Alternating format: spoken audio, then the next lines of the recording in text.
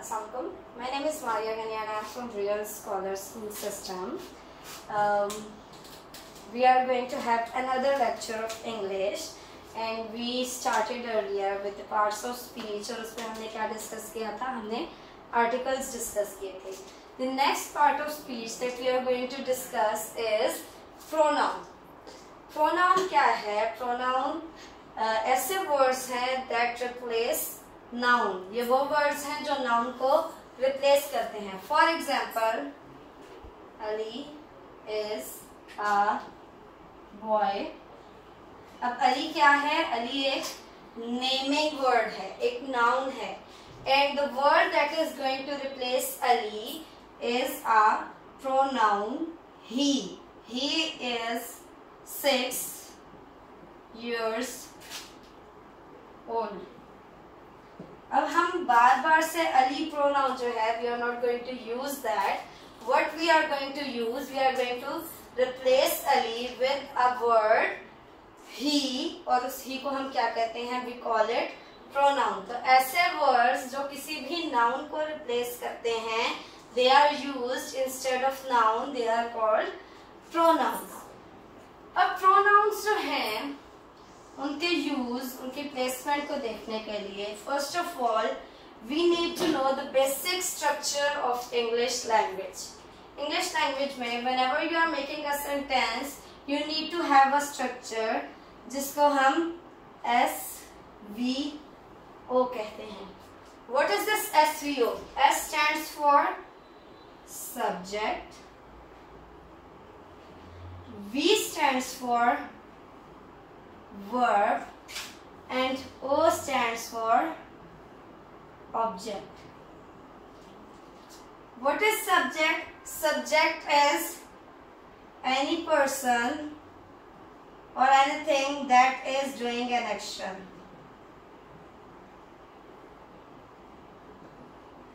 What is verb? Verb is the actual action that is taking place. And what is object? Object is anything, a thing that helps in action और a thing जिसके ऊपर हम वो action perform कर रहे होते हैं, that is called object. अब अगर हम थोड़ा सा focus करें तो हमने discuss किया था कि whatever is used in speech, जो भी हम चीजें, जो भी हम words use करते हैं उनको हम कैटेगराइज करते हैं और उनको हम पार्ट्स ऑफ स्पीच कहते हैं. अब जो पार्ट्स ऑफ स्पीच हमें बताए गए हैं उनमें ना तो सब्जेक्ट मेंशन है and we have not mentioned object as well. So we have to look into this कि ये सब्जेक्ट और ऑब्जेक्ट कौन से पार्ट ऑफ स्पीच में फॉल करते हैं. So subject and object they both actually fall in the category of noun. So any sentence in English language, it needs to have a noun, verb and noun. अब इसी को हम एक और तरह से डिस्ट्रीब्यूट कर सकते हैं जिसको हम इसकी सब्जेक्ट एंड प्रेडिकेट की प्लेसमेंट के तौर पे यूज करते हैं. Now when we look at this structure, हमारे पास noun आ गया. What are we going to do with pronoun? As we already know that pronoun is a word that replaces noun. This means that this noun can be replaced by a pronoun.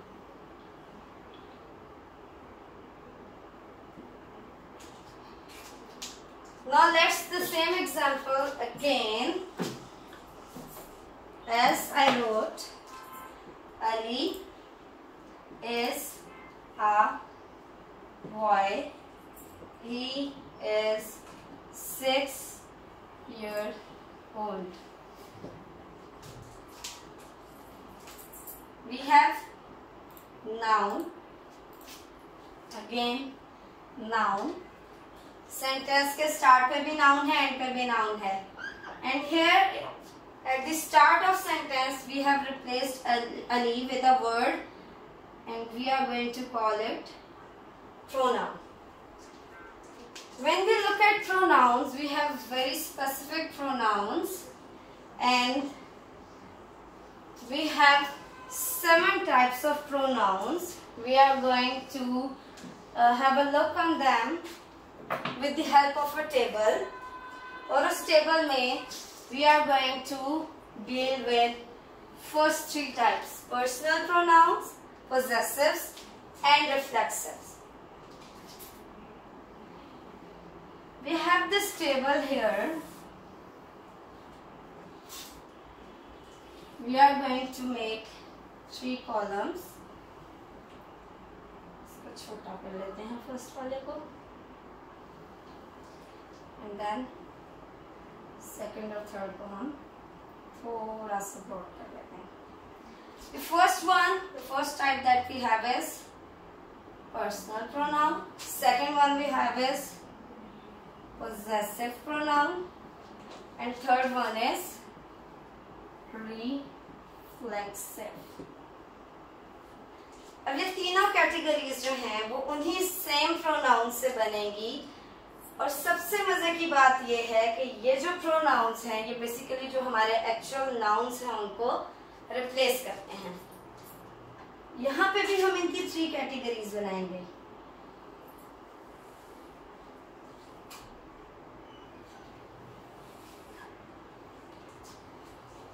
Here we will have first person pronoun जिसमें आप अपनी बात करते हैं.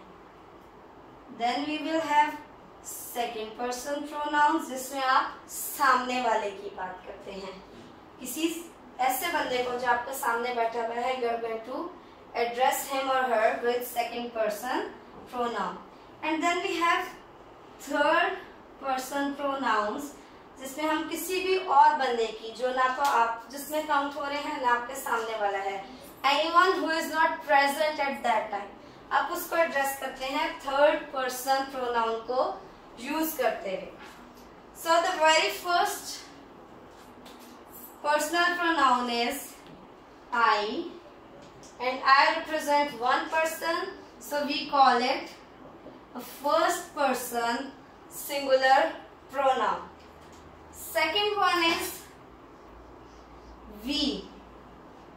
We में हम ज्यादा लोगों की बात करते हैं, so it is first person plural personal pronoun. इसी तरह we have you, and this you can represent both. It can be singular, it can be plural. It is possible कि आप जिसको एड्रेस कर रहे हैं that is going to be one single person, तो हम उसको सिंगुलर में काउंट करेंगे. And it is also possible कि आपके सामने ज्यादा लोग बैठे हैं and still you are going to address them with the word you, तो वो आपका second person plural personal pronoun count हो जाएगा.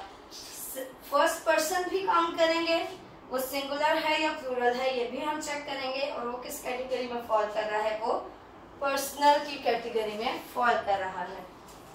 If you are going to memorise this table, this will help you to identify the type of pronoun very easily. Then we have third person pronouns. Let's have a look at the singulars one. Singulars में we can have either a male or a female. If we have a male, तो उस male को replace करने के लिए हम he का pronoun use करेंगे. So if we have a singular male, we will replace it with he. If we have a single female, we will have she.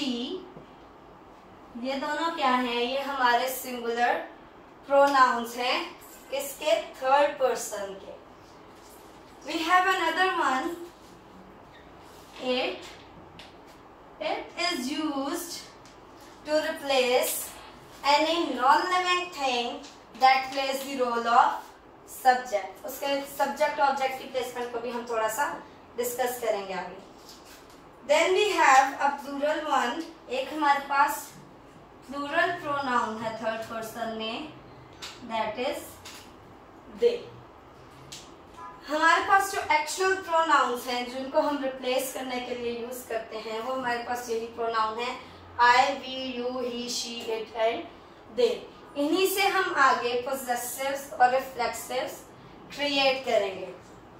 So possessive of I is my and it can be mine. Possessive of we is and it can be ours. इन दोनों का difference क्या है ये हम table complete करने के बाद discuss करेंगे, जैसे हम पर्सनल और रिफ्लेक्सिव की भी सेंटेंस के अंदर प्लेसमेंट को डिस्कस करेंगे. You, it is your and yours. He, it becomes his in both of these situations. She becomes her and hers. It becomes its in both of these situations. Then we have their and theirs. Now let's make reflexives of these pronouns. I, it becomes me and it becomes myself as well. Then we have we, it becomes us and ourself. You and yourself. He becomes him, himself. She becomes her, herself. It, itself. Them, it can be themselves or their selves. यहाँ पे हमारा table complete हो जाता है. अब इस table को बनाने का मकसद क्या है, इसको मेमोराइज करने का मकसद क्या है, what is the reason behind the placement of all of these words in these specific places, हम उसको डिस्कस करेंगे. So let's start from this side. हमने स्टार्ट में डिस्कस किया that we have a subject verb object order in a sentence.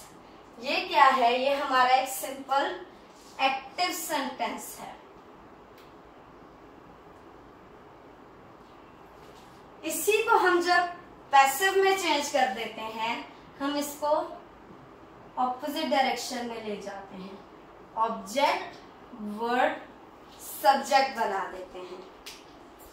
अब यही जो हमारे प्रोनाउंस हैं, इनको हमने कहाँ प्लेस करना है. Your first category personal pronouns. These are always going to be in the start of sentence.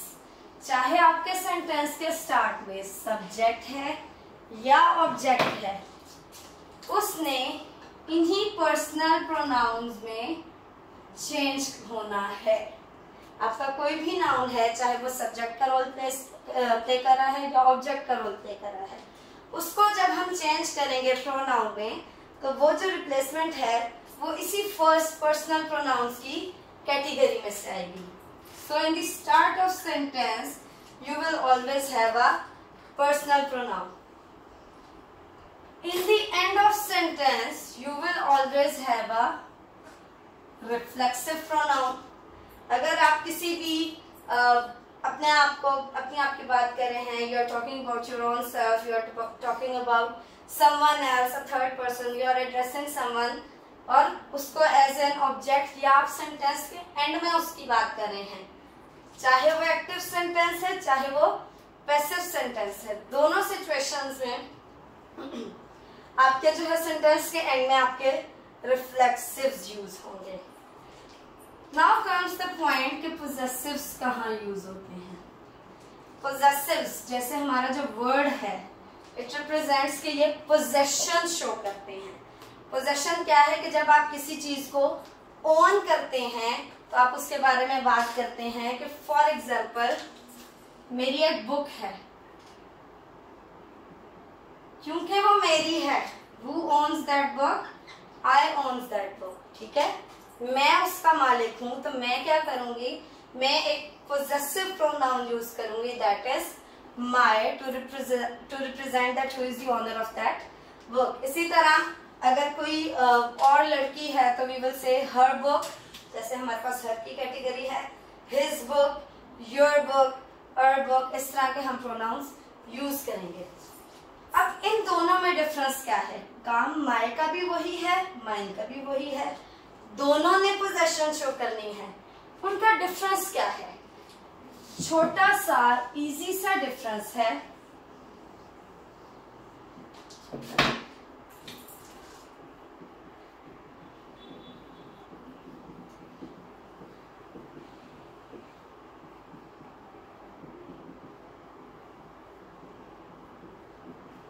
if you look at these two sentences, the first one is this book is mine. हमारे पास personal pronoun possessive pronoun mine use हुआ हुआ है। This is my book, हमारे पास possessive pronoun my use हुआ हुआ है।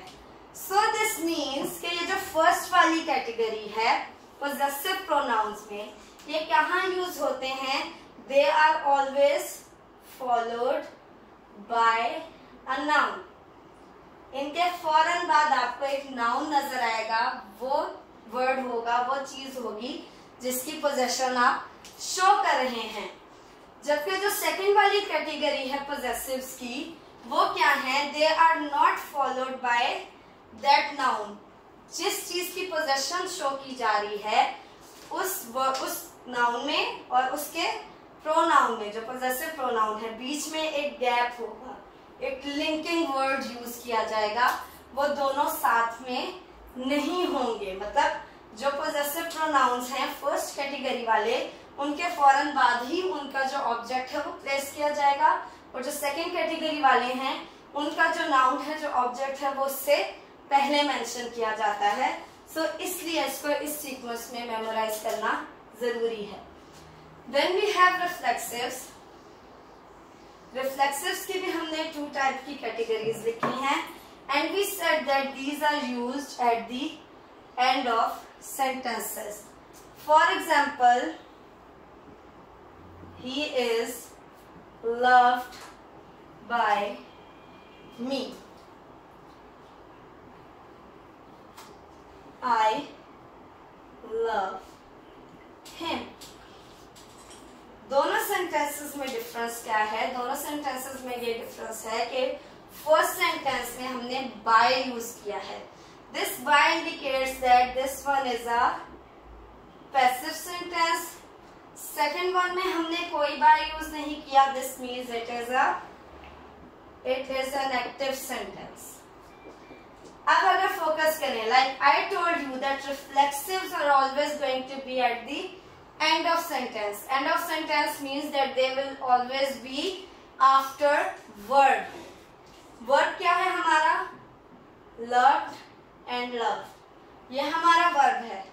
चाहे हमारा ही पहले है या I पहले है, जो भी पहले हमने यूज किया है वो हम पर्सनल की कैटेगरी में से यूज करेंगे।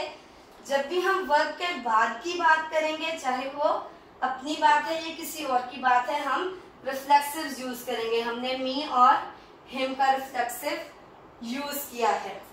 अब हमारे पास ये माई सेल्फ और सेल्फ, ये सेल्फ वाले जो रिफ्लेक्सिव्स हैं, ये कहाँ यूज होंगे? इनके भी 2 यूज हैं। इनके यूज के अकॉर्डिंग इनका नाम भी चेंज हो जाता है। लाइक आई सेड, रिफ्लेक्सिव्स एंड पे आते हैं। He is responsible for this himself. अब हम इसी सेंटेंस को एक और तरह से लिख सकते हैं, he himself is responsible for this. दोनों सेंटेंसेस का मतलब सेम ही लग रहा है हमें। He is responsible for this himself, वो इस चीज का जिम्मेदार खुद है। He himself is responsible for this, वो खुद इसका जिम्मेदार है। Apparently we think that both of these sentences are same, ये दोनों सेम सेंटेंसेस हैं, जबकि ऐसा नहीं है। वो इस चीज का जिम्मेदार खुद है, himself, हमने उस पर जोर नहीं दिया, himself एंड पे चला गया। This means this is a reflexive pronoun। लेकिन when we have he himself is responsible for this, responsible हमारा जो एक्शन है उससे पहले हमारा रिफ्लेक्सिव प्रोनाउन आ गया। तो ऐसे सेल्फ वाले प्रोनाउंस जो वर्ब से पहले आ जाएं, अपने ही पर्सनल प्रोनाउन के साथ यूज हो जाएं, we do not call them reflexives, we call them emphatic pronouns. इनका क्या काम है? इनका काम है स्ट्रेस देना, टू एम्फेसाइज समथिंग। एम्फेसाइज से हमने एम्फेटिक का वर्ड निकाला है। सो ही हिमसेल्फ, वो खुद इस चीज का जिम्मेदार है। वो जो खुद का वर्ड है, हिमसेल्फ का वर्ड है, that is used to emphasise it. तो वो एम्फेसिस की वजह से हम उसको क्या कह देते हैं? We call it emphatic pronoun. In our next lecture, we will be discussing rest of the types of pronouns, and I hope that you have got the idea. If you are going to memorize this table, you can easily identify these 4 types according to their placement in the sentence. Thank you for watching our video. Please do follow our page and subscribe it and press the bell icon. Thank you.